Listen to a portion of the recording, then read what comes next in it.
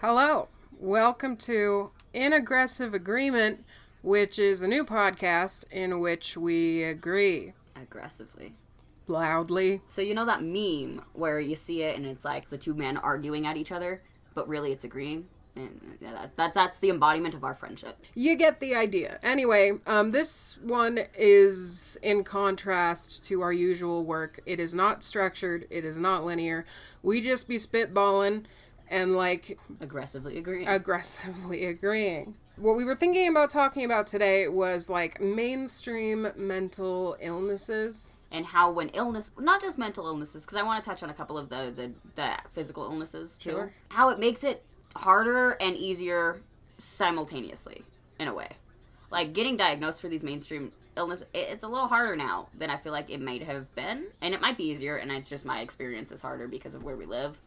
Yeah, where we live is pretty rural, and our state, which we are not naming for obvious reasons, is chronically behind the times, especially when it comes to things like mental illness and, healthcare providers in any branch that give us half a shit. So a lot of the time what we have to do is we have to go to them not for guidance, not for validation or approval, but just for them diagnosis. For the diagnosis. And for me in particular, the way that I explain it is when I go to a doctor, I'm not looking for them to tell me what's up. I can figure that out mostly on my own. I need them to verify if I'm seeing bullshit, and I need them to just be fucking compliant essentially and work with me instead of being like, yo, I'm the almighty doctor.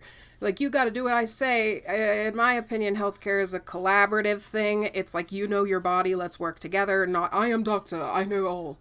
And I do know that there are some cases where there are people who don't know their bodies very well. But a lot of the time with people, especially neurodivergent people or people with serious trauma history, our bodies were the only things we could count on. So we know our bodies inside and out. A lot of us, I mean for me in particular, I go inside my body when I'm stressed.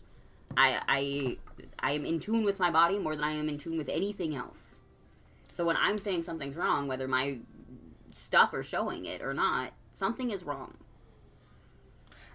For me in particular, it's really weird because I do have a really dense trauma history, but due to the nature of a lot of the things that I experienced, so for example, I was in one relationship, quote unquote, when I was really young, and there was this one it was a really disturbing dynamic in the sense that there were things like identity erosion and actual cult recruitment dynamics. There was a reward punishment system. There was identity management and formation. And after a while of living in that system, it was I remember I have vivid memories where I could not feel pain.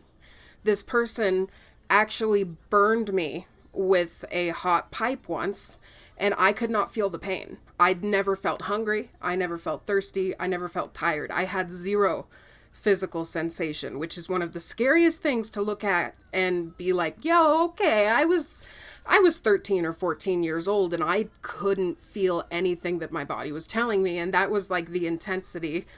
That was just me literally being on autopilot. So I couldn't hear my body at that point. And also the actual things that were happening to me, I couldn't narrate them. I couldn't articulate them in the way that I'm doing now, because when you're living inside something like that, you can't narrate it. You cannot approach it with logic because you are literally in survival mode, and that is all secondary to survival. Yeah. And for me, I'm autistic, so whereas I think I'm explaining perfectly what's going on inside of me telling someone, yeah, my kidneys feel like there's giant lumps in them, but I don't know if it's actually where my kidneys are. It's just where I think my kidneys are supposed to be, feel like there's giant lumps there. So people look at me like, that's not right. That doesn't sound normal, and then they ignore that because it's not how most people would describe feelings, and I don't know how to describe it because I don't know how they would describe it. That's how I would probably go about describing it, actually. Because yeah, these lumps in my back, and they're not lumps, and you can't feel them, but they feel like sand is just in my kidneys. I feel like for the most part, the reason why people don't respond when you talk about stuff like that is because people are hardwired to anything that they don't understand or anything that makes them uncomfortable, or it's like TMI in their perception or whatever. They just go like, I'm not talking about that, and then they move on. Yeah, but doctors are supposed to do the TMI shit. Yeah, but doctors around here are useless. Yeah. So, like, for me, like, I have a lot of really fun diagnoses, quote unquote, through the mainstream. People like to bring them up and to make them look like this really cool thing that they're going through. And it's like, please don't, because let me tell you, the memory losses are not fun. The jumps in memory time and then the waking up, quote unquote, and not knowing whether or not you've been there the entire time. Because let's be real here, there are times where there's memory lapses where I don't know that there's memory lapses because I was doing the same mundane thing that I'm doing now, and I don't know how much time has passed, and I lose track of time because of ADHD. But you know, and then the people are like, "Oh yeah, we're friends all up in our head." No, you're fucking not, because that's not how that works. Into DID research when I was a kid. Ironic. The irony. It's not real. ironic. What that was literally your brain realizing, hey, something makes sense here. Something is familiar here, so I'm going to keep returning to it, which is why when I was like 12 and 13 in that same situation that I mentioned earlier, and I was being... All right, fuck it, I'm going to say the word because I don't give a shit anymore. I was trafficked as a kid, and I would like read books like Sold and be like, okay, this looks familiar. And for a long time, I would be like, dude, this is really fucked up. Why am I reading stuff like this? Because I'm not, it made me really uncomfortable. I thought there was something wrong with me, but it wasn't something wrong with me. I just recognized what was happening, and my brain was trying to reconcile it with reality. Mm-hmm. And that happens all the time. I've never heard of it described that way, but you probably, yeah. That happens all the time. That makes a lot of sense. I was really obsessed with the topic when I was a kid. My personal experience with DID just does not match the happy-go-lucky vibes. I mean, DID is a really, really good example of like a mainstream illness that's really difficult to diagnose, because classically there is a lot of discourse in the psychological scientific community that even debates whether or not it exists, and I am of the opinion that anything is possible. Anything is absolutely possible. A lot of people, especially with DID, they go like, oh yeah, well, I have this other personality, and it's just like, you know, my other personality is a werewolf, like that kind of thing. And I'm not talking shit about that. It's like that movie Split. That movie Split totally trivializes. Which, by the way, I will say, I love the way they portrayed DID in Split because it seems accurate to the felt experience. Now, does everyone with DID have a supervillain in their fucking heads? No, that's not accurate. No. But I have a supervillain in my head, but it's me. The reason why people tend to do things like, oh, I have DID, these are my other personalities, and be able to articulate them. The vast majority of people who do have DID, they don't actually know that those alters are a thing until, like, they start exploring it and get, like, actual therapy or help, or people observe it and track it for them. Meanwhile, the people who say stuff like, mine is a werewolf named Adam or whatever, what they're doing is they're taking an actual experience with cognitive dissonance, being like, yo, there are these parts of me that I am recognizing as parts, and I am giving them names and personalities and quirks and stuff like that, because at that point it makes them tangible and you can analyze and articulate them, like, but it gets dangerous when it's no longer a thought experiment and it's no longer a thing to externalize issues, and it becomes like an actual personality factor. Yeah. So, like, for me, my personality, I don't know most. Like, there's a lot of confusion with the DID diagnosis because I myself can't tell my doctor what I'm doing when I'm not there. I don't know. Precisely. I don't know the different people or if I behave differently. And a lot of the time, because I'm a covert system, other people around me don't know when I'm switched either. So, like, it's finding out a lot of the time. Like, I apparently really hurt my sister-in-law's feelings the other day.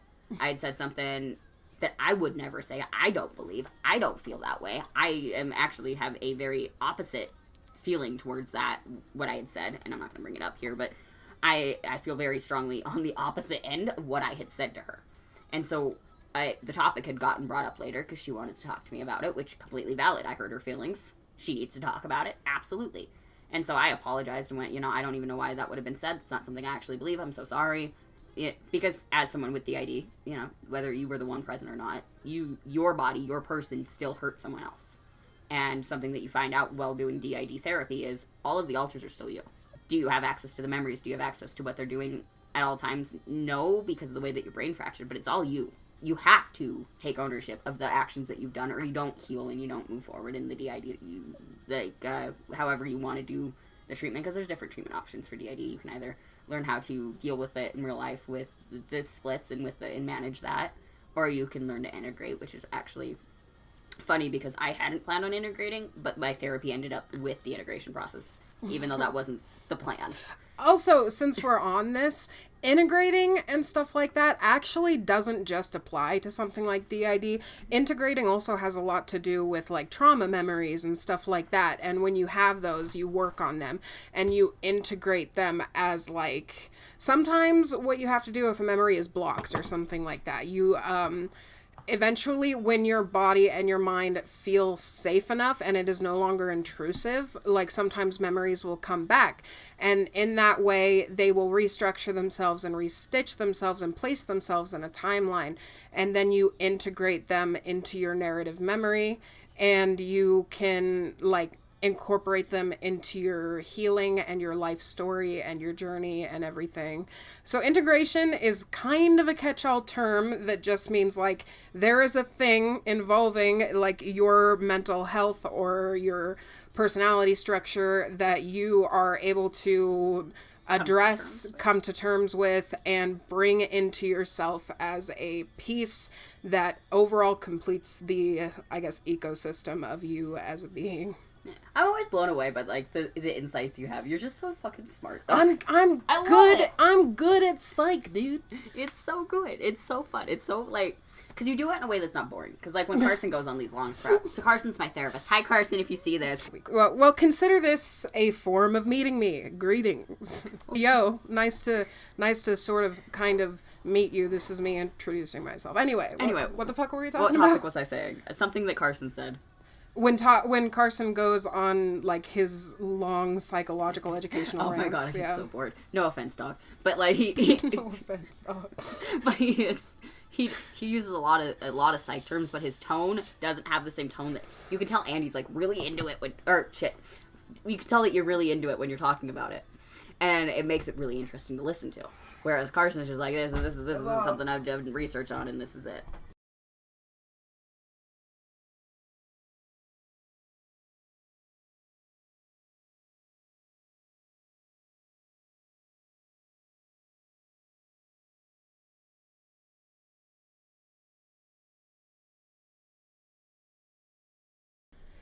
That makes me think about how, like, for me in particular, the kind of thing that it is like, with psychology, I've always thought in this weird, like, cause and effect, analyzing people and behaviors kind of thing, even as a little kid.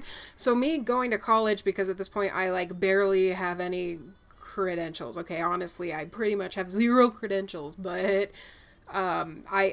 school is kind of giving me the words for things that I already knew, which might sound arrogant and it might sound shitty, but it doesn't sound arrogant or shitty. Stop shitting all over yourself. I'm window dressing, okay? But no, what you're doing is you are doing what society has implied on you, which is you are a woman, you cannot be enough. So whenever you compliment yourself, you're being arrogant and self-centered and narcissistic in a way, and that is something that is implied on most women, and I think some men, but primarily women, and it's ingrained in you that if you brag about yourself, you are wrong. I mean, and that's not wrong. You are highly intelligent. You are a fucking phenomenal person, and fuck society in telling you not to downplay that, because you shouldn't. You are fantastic. Don't downplay that. That's fucking awesome. Thank you. It also has to do with, like, trauma encoding. But also, you guys can't see the side eye that I'm giving him right now. Because now I just want to be, like, maliciously compliant and say, fine, okay, guess what? I qualify as a fucking genius. Technically, in, like, terms of... She's a genius. I'm a genius and I don't have to justify it. Fine, are you happy? Yes, I am. Okay, anyway, now... Aggressively, agreeingly happy. Enough bullshit rambling about, like, my brains or whatever. Or we could brag about your brain. We don't have to dedicate an entire podcast to my brain. We're not. I have a YouTube channel for that. Podcast. Hey! I have a YouTube channel for my brain. If you're curious, and just look up Pretty Heavy Topics. That's my channel where I do shit I want to do. Anyway, moving on. You will also see me in one of the very early videos, I think falling over a chair. Oh, I don't 100% remember, but like... That one I actually privated because I don't want my actual appearance on there. That's valid. So, anyway. That's not a thing. Yeah, that's not a thing. Never mind. Forget you heard that. So we were talking about DID. We were talking about integration. Another mainstream illness, and this one is really, really problematic, but it's also extremely useful to talk about and learn about and know, is narcissistic personality disorder. Oh my god. Because people all around these days, they don't like somebody and they just go, they're a narcissist. Now, look, listen to me. I am educated person. I am a learned bitch. Before we go to the learned bitch stuff, the actual education, I want to say something. Yes. The amount of times that everybody probably calls people with borderline personality narcissists is so mentally fucking. Because I just got diagnosed with borderline personality disorder. Okay, we'll come back to narcissism in a second because I got some shit to say about borderline personality disorder, dog. Alright, here's the dealio, bruh. People talk about borderline personality disorder in the sense that the word borderline means you are always on the line of doing something bad. You are always, like, on the barrier of being a shitty person. Now, here's the actual learned bitch part, which from now on I'm gonna create segments called The Learned Bitch. But I love that. Anyway. We should have a little thing that comes up when it comes up, but we're not doing video editing. Here's the stats, alright? Borderline personality disorder has a 60% comorbidity with narcissistic personality disorder, which means that they end up sharing and overlapping about 60% of their symptoms. But what's funny is the borderline symptoms channel through I care too much, the narcissistic symptoms channel through no one cares about me enough. Yeah, actually, that's a really good point to make. On top of the fact that borderline personality disorder is oftentimes an episodic thing. It gets triggered, and then these behaviors take place. Whereas narcissistic personality disorder is more or less always on. That is just how your brain operates. That is how you translate the world. That is what you do.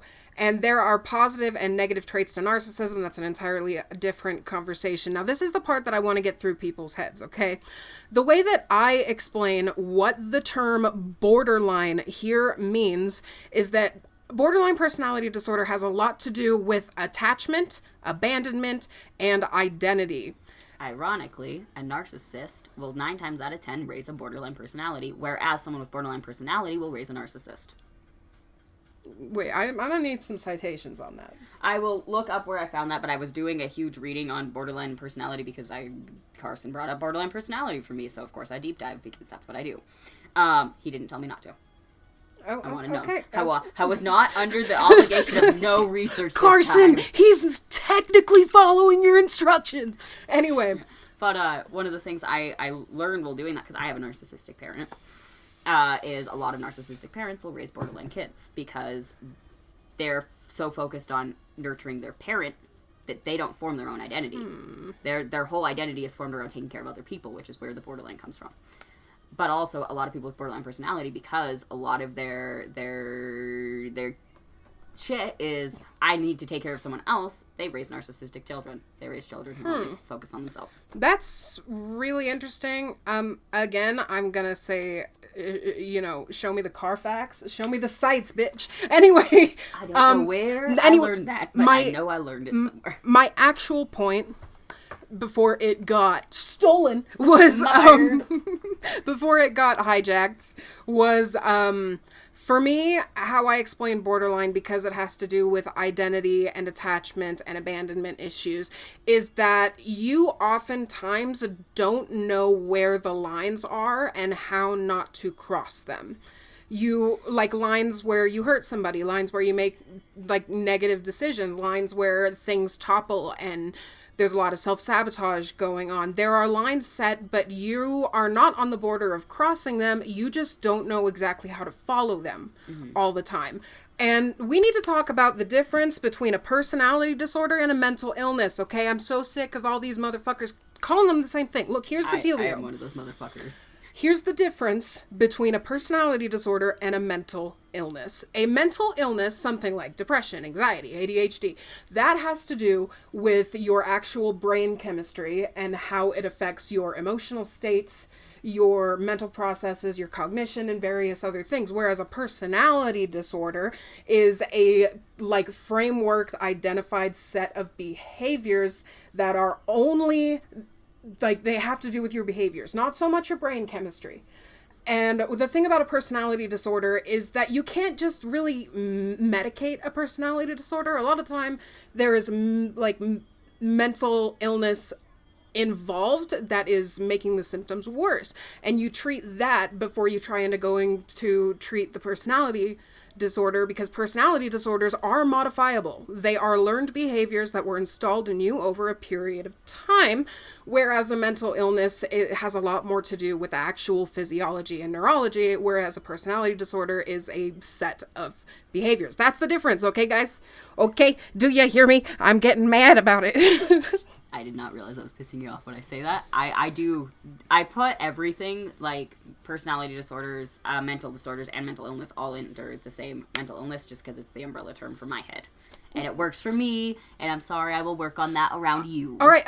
It's one thing when we're talking about it interpersonally. It's another thing when somebody with a platform, somebody with like a following, somebody who is posting that shit, that idea that like mental health is the blanket term. That is the umbrella under which mental illness, like cognitive imbalance and personality disorders and all sorts of other shit lie in there.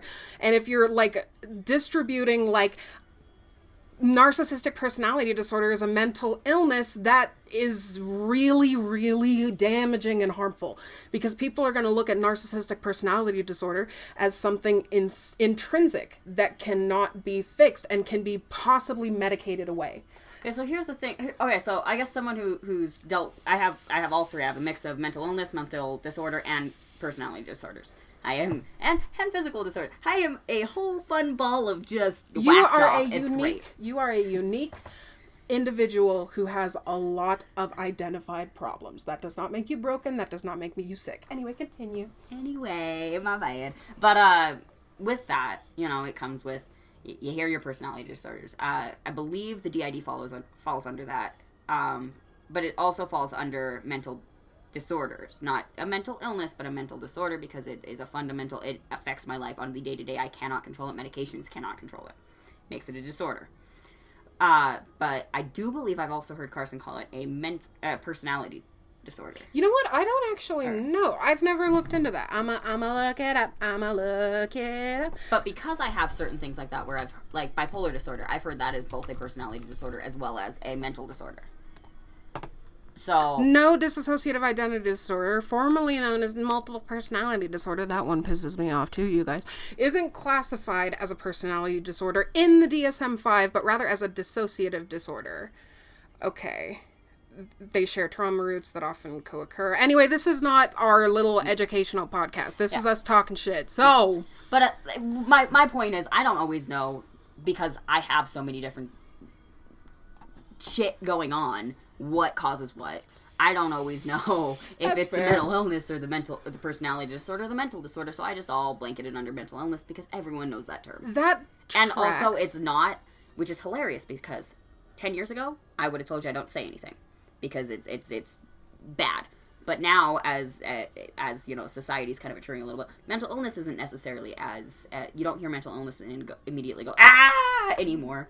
But you hear mental disorder and personality disorders, and a lot of the time you still get the same, ooh, I don't know if I really want to interact with you. That's why I'm saying that using terms like actual like psychology, diagnoses, terms and stuff like that, it can do way more harm than good depending on the situation in which you're hearing it. It's one thing when you go to a doctor, when you go to a psychiatrist, when you go to a psychologist, when you go to a therapist.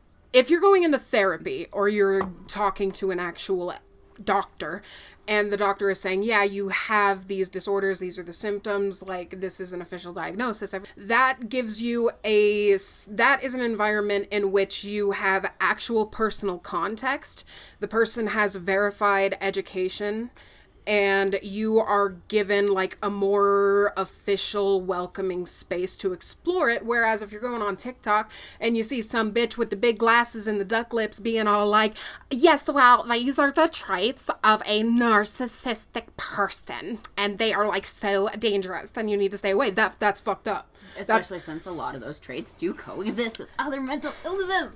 I want to rant so bad right now on the concept of ethics and pop psychology, okay? But that's what this is about. It's ranting. It's aggressively agreeing. If I go off on ethics right now, we gonna be here for 6 months, okay? I'm not doing it anyway. So back to narcissistic personality disorder, for example. So something that is necessary to be said is that there are traits of narcissistic personality disorder that do not qualify the person as a bad person. Not everybody who is even a diagnosed narcissist is a automatically bad person. They are not automatically going to ruin your life and harm you. That said, there are a lot of traits in narcissistic personality disorder, which has several subcategories, by the way. That's a whole other thing. That will often result in abusive dynamics and harm. And a big thing for a narcissist, because my father was a narcissist as well, is... Mine too. Oh, we are tragic Victorian orphans. Anyway... I am so calling myself a Victorian orphan. Whenever someone looks at me funny, I'm gonna be like, I'm sorry, I'm just a tragic Victorian orphan. Anyway, just a couple of examples. There's like a grandiose narcissistic personality disorder, and my father. there's a thing called malignant narcissism, and using the word sadistic should also not be used lightly because, wow. Anyway. Also, sadism, I think of people who follow Satan, and the people in the Church of Satan is pretty great. That is pretty funny, actually. It's wrong. I know, I'm aware. But it's funny. I mean, yeah, a Satanist could be a sadist. A Catholic could be a sadist. Anyone could be a sadist. An atheist could be a sadist. Anyone could be a sadist, and that's what's great and also terrible about humanity. Great. I'm just being sarcastic. Let me explain this. Let me explain this to the tism part of your brain. This is a joke. Also, to the people who might see that as rude, because I know that there's a lot of, especially these days, a lot of people like very, oh, the poor little autistic. You can't joke with the poor little autistic. Please joke with me. I love joking about my autism. I'm autistic. It's also, fun. I've been his best friend for over a decade. I can fuck with him about pretty much anything I want to. Yeah. Well, and, there's boundaries set in place. Yes, our dynamic is healthy when we joke about shit that might sound a little mean. It's because we've discussed it and we're okay with it. Yeah, there's some shit that we don't touch, obviously, but, shit like... The autism. My autism is showing. My autism is showing 24/7, but that is a joke that we say when I go a little off script, off the human kilter, and I'm acting a little strange, and that's Andy's way of being like, hey, dude, rein it in. Yeah, exactly. And also, I am not afraid to correct him when he says stuff like, the tism made me do it, and I'm such a bad person because I have autism, and I go, shut the fuck up. That is not how that works. The tism makes it hard to communicate, which makes me feel really bad about myself sometimes. Anyway, that's an important note.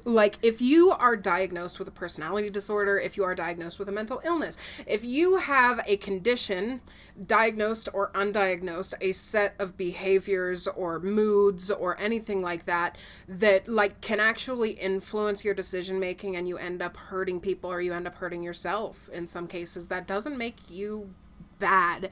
It is like super, super, super fucked up and black and white bullshit to boil somebody down to good and bad. That is not how people work. People are organized. What my writing is about in every book I write about. Books is one thing, but like a person being like they are good, they are bad, it takes a fucking lot for me to say, okay, that one's a piece of shit. That one is actually irredeemable. And I think that's our trauma.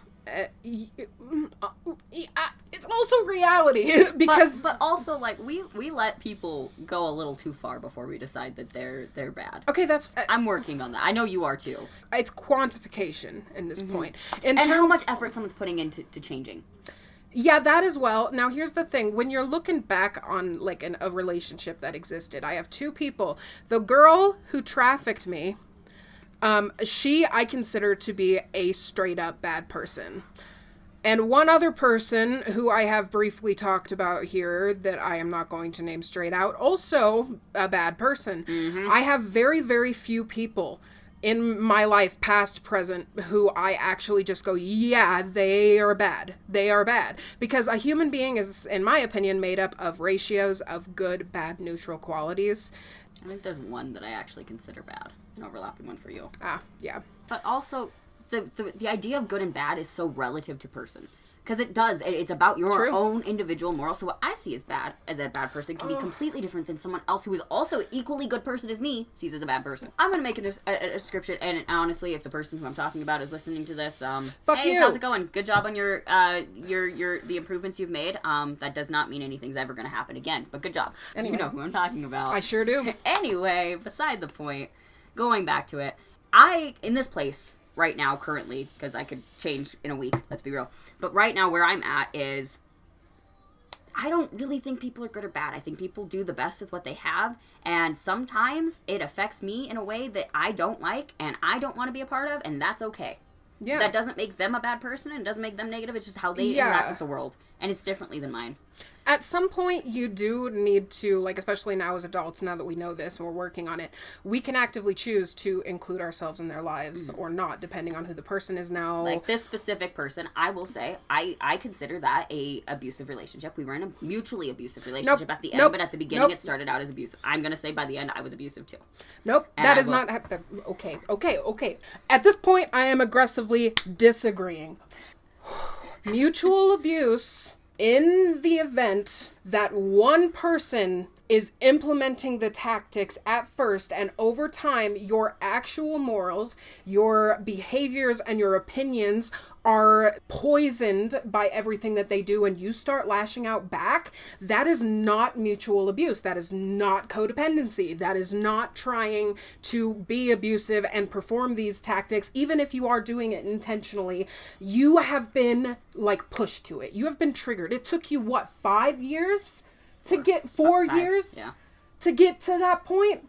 That was not mutual abuse. Air quotes, mutual abuse. Like, we'll talk about this another time. I will say, I have done things to that man that I would never do to another human being.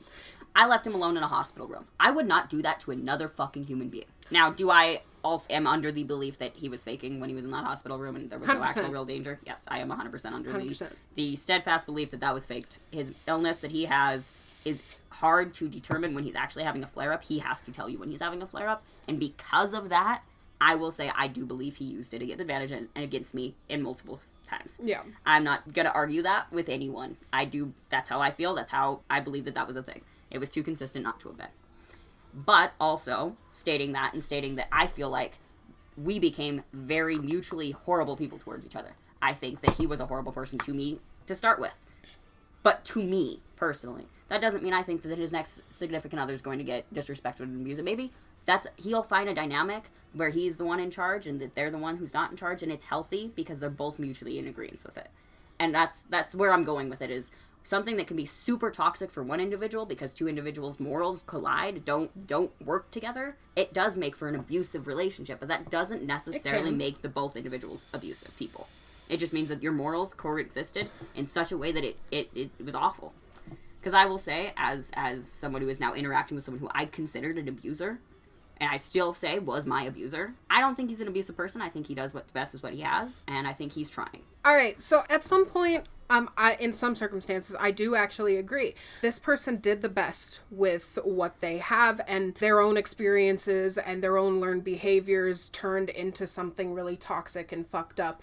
That is a really compassionate and logical view. However, I would like to give a perfect example of why that does not always work. Okay. Because, again, humanity. One thing works for one person, one thing does not work for another. The person who trafficked me, irredeemable. The home that she grew up in was wealthy. Mm-hmm. It was not abusive. I spent more time at her house than I spent at my own home. Because as horrible as that environment was for me, it was still better than my home life, which is saying a lot. Anyway, she came from a very wealthy family. Like, I won't go into detail, but their homes were lavish. She was well supported as well. Yes! Because I also, we do understand that money does not buy happiness. No. That there are wealthy people who are very That's troubled. Just, yeah. And that does not equate a good lifestyle. But also, she was well loved too. Yeah, that's so like me saying that she had a wealthy upbringing is just one example of what I'm talking about here. And she was wealthy in the love department, in the yes, family department. That's what I'm saying. And it, yeah, sorry. Continue. Example number 2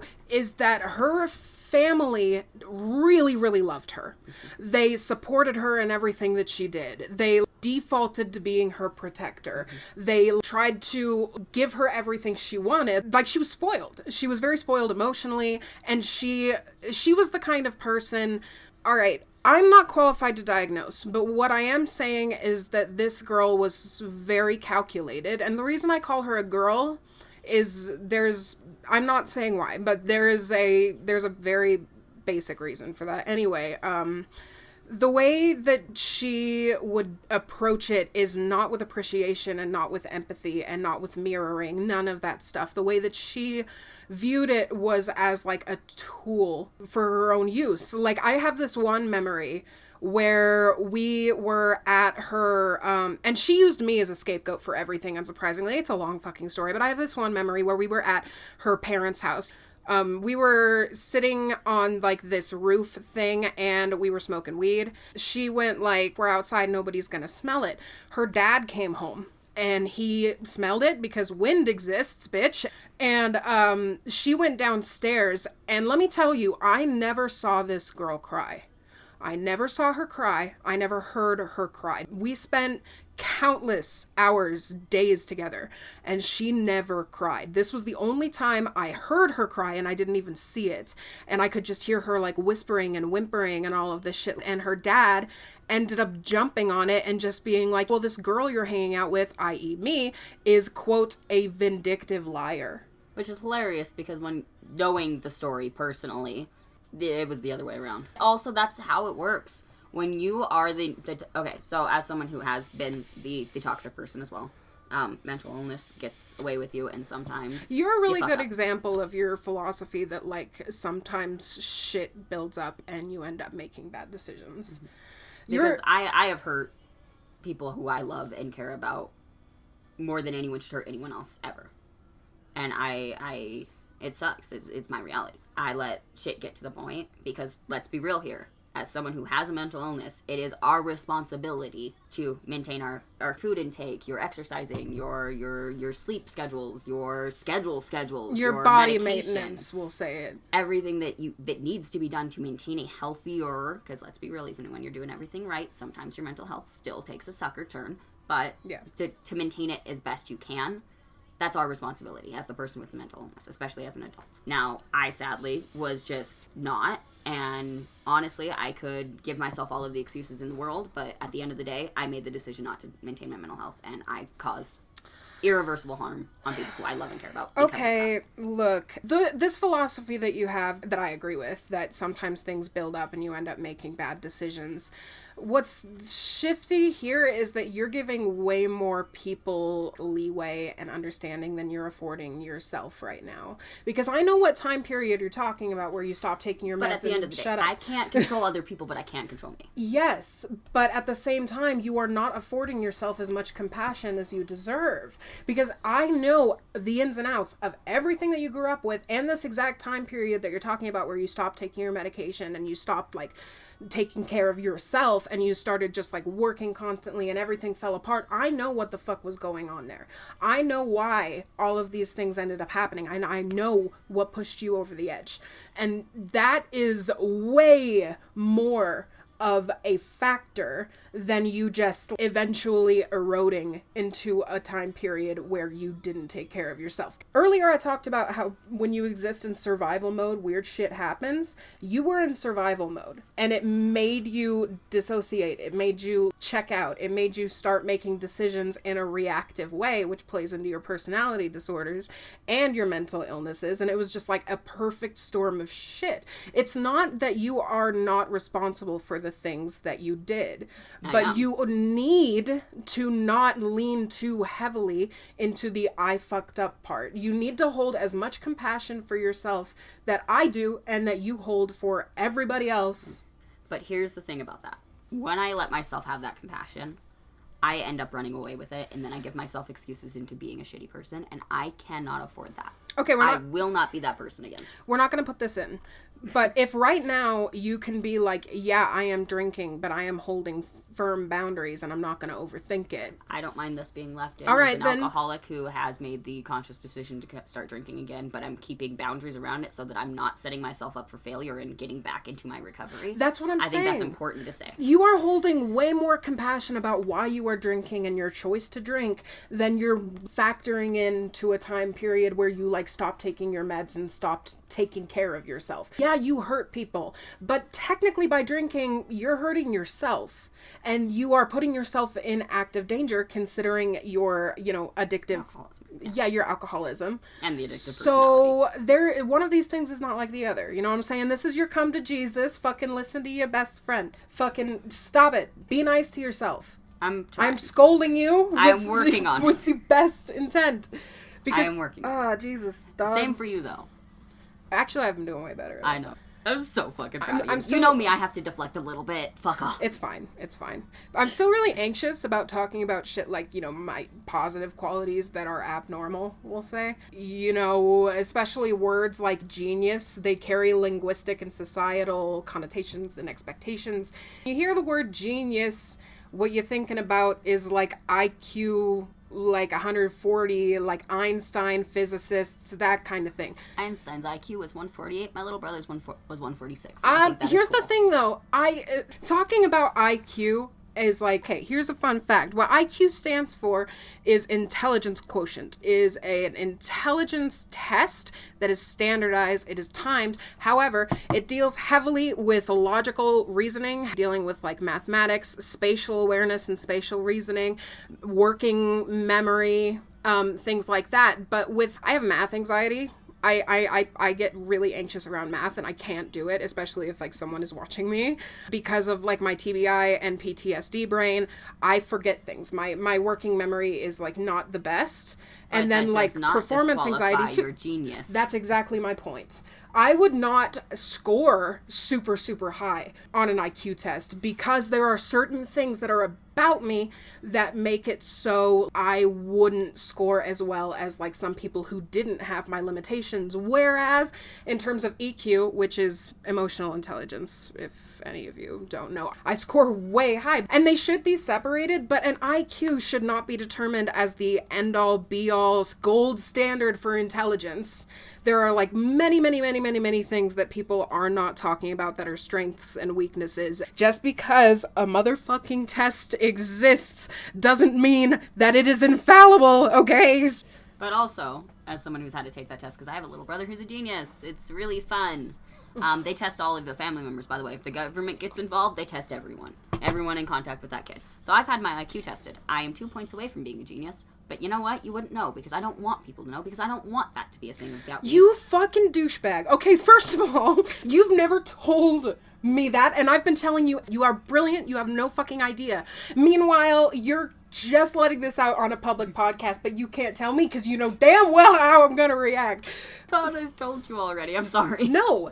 It was only... we were friends, so I think when I took that test, I was living in Deer Lodge. Yeah, but that weird time period, I don't remember really a lot. weird. It was mostly this year that I figured out what my brain is and what I can actually do, and I've been, like, selectively disclosing it. And I remember when I came to you and I was just like, hey, so, like, I found out this, like, I'm a genius, basically. You just went like, yeah, I knew that. You remember my brother, right? Yeah, I knew this entire fucking time. I'm just glad you see it now, which is just hilarious. It is so funny, and it was just, it made me feel good, but it also made me feel like, God damn it! I discovered this really cool thing about me, and of course you already knew, you bitch. Exactly. You had told me that, like, dude, you're an actual genius. Yeah, and my husband says, like, yeah, you are weirdly brilliant. That kind of thing. He's one of the people who's allergic to the word genius because when he thinks genius, he thinks peer review, which I have not been given the opportunity to enter a peer review, like, academic credentialed space yet. I will. But when he hears stuff like that, he thinks of, like, Nikola Tesla. Mm-hmm. And then I'm over here like, yeah. I think of Sheldon Cooper and Einstein. Sheldon Cooper from that TV show? Yeah, the really bad... The reason why is because whenever, for, like, the longest time, whenever I'd be like, yeah, I got an autism diagnosis, I'd hear, oh, like Sheldon Cooper? Oh, my fucking God. And it's like, no. But also, I can kind of see why you think that, because, like, I am also touch adverse, I am also very blunt, but also don't make it my personality, and I actually care about other people's things. Yeah, I've never seen that show. I don't care about it. I like young Sheldon. Never seen it. It's the spin-off. It's the version of him when he was younger. And honestly, you can see why he's the way he is because holy shit was he enabled. Ooh. Damn. Psychoanalysis time. I love it. I psychoanalysis. We should probably watch it together, honestly, and just psychoanalyze. But anyway, we are getting fucking off topic. At this point, is there even a topic? I tried to say that was kind of the point of this, was that we're just aggressively I know, but like, I'm trying to. You're trying to make it a thing, but we have so many other things that are structured and done well, things. And you guys, we have a podcast. It's called Finding Our Voices. We have literally one episode because that one is not like this one. That one is like structured. Literally like researched and structured and like semi-scripted and like. And it's a lot of introspective work as well, which is hard to do. So, social media plugs. Why the fuck not? There is Finding Our Voice, which is our other podcast channel with one episode, which this one is probably gonna take the forefront in terms of our like little creative projects together. Mm-hmm. And then there's mine, which is pretty heavy topics. Go look at it. And then also, if you are interested in stories or anything like that, I write books. I am currently still getting all of the no's for publishing, so I am posting my books on Wattpad for free. So if you are interested in some well, it's not family friendly. Well, it's kind of, there's no sex in it. Why would you say family friendly? I always say family friendly. That's just like my thing. Ew. And I don't know why, because I'm like the opposite of family friendly. You are social media coded. Gross. I know. Ew. But like, my bad. It's from being YouTube. It's from being the YouTube. You know what? Since we're plugging our social medias and shit, we may as well say our fucking names. I will admit, I don't use my real name online. I use Kai or Anthony, and you will hear both in different aspects. Kai, hi, how's it going? I think we use Tony and Andy. Okay, well, sure, whatever. Call me Andy, but, like, my actual online moniker is pretty heavy. I think that we've talked about all the things. Wattpad, the story is called Heart of My Realms. If you listened, thanks. If you didn't, also thanks. Fuck it, social media exists so we can post shit. So we have taken advantage of the fact that we are allowed to post shit on the internet. That's about it. And also, it's a nice way to show a healthy, dynamic adult friendship. Oh, because, yeah. like, we have very different not we have deviating opinions, yeah, but, like, I want to say the core of a lot of the things that we understand and discuss and a lot of the morals that we hold do stand up with each other. Our morals and ethics align very well so that we are very good friends. But there are different views, and I don't hold language to the same degree as you do. And there are certain things, like, we also hold that respect for one another, and I think that's something that should be modeled more. Agreed. I love this idea of aggressive agreeing. because like we can hold seemingly deviating opinions and sometimes actually deviating opinions, and we're like sort of kind of arguing. We are technically talking about different sides of the same argument, but we are mostly arguing the common ground. Yeah. It's well, and weird. I've noticed like with our conversations, especially because I'm doing a lot of introspective on how I word things and how I work as a person, but I notice like I have a tendency to bring up views that I don't even necessarily feel, but feel like it should be brought up. And then you have like this way of expanding on that. And I think this is going to be a great podcast. Personally. Yeah, me in agreement. And anyway, thanks for listening to us aggressively agreeing with one another. Let us know your opinions.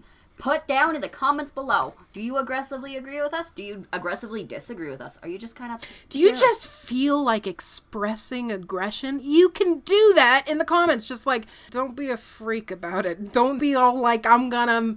I don't know if I... Fuck it. I'm gonna pull a Ted Kaczynski. Why the fuck am I talking about Ted Kaczynski? I don't know. You just went on a rant and I'm enjoying it. All right, we're gonna hang up. Don't stalk us either, though. Have a good one. All right, bye. I like that we're calling it hanging up. That's my favorite.